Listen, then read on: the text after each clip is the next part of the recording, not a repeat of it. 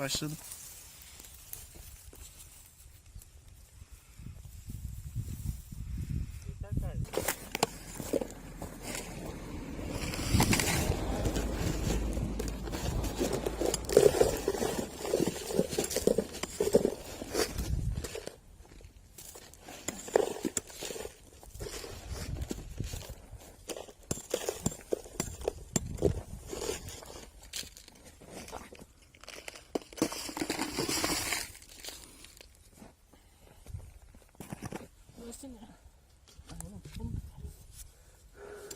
Yukarıdakiler iyice kaya çıkıyor ya.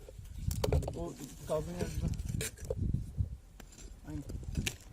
Ver ben bunu açtarım.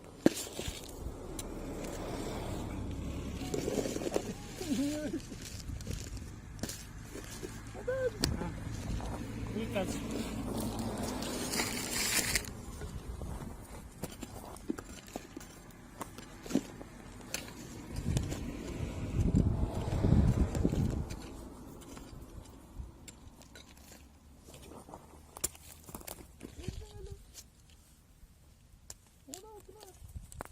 Taş çıkar yine biraz bunda ya. Çıkar. Küllü toprak var bizim orada, çok sıkıntı. Ona yıkılacağız. Bu dolu. Bir tane tamam. Bunda yarısı dolu.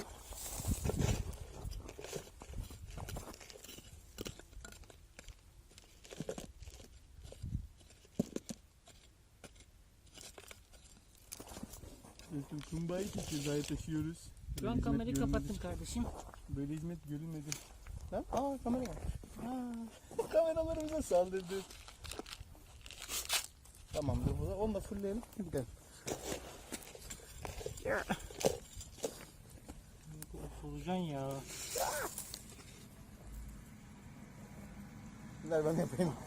Hayır, yer bakıyor ya. Burasını yeniden solucan çıkar. Çıktık iyi.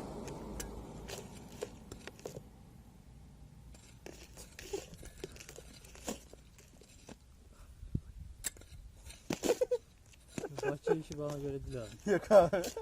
Ben bir de bahçe işi çektim. Dedim bahçe işi sana göre değil. Solucan çıkar.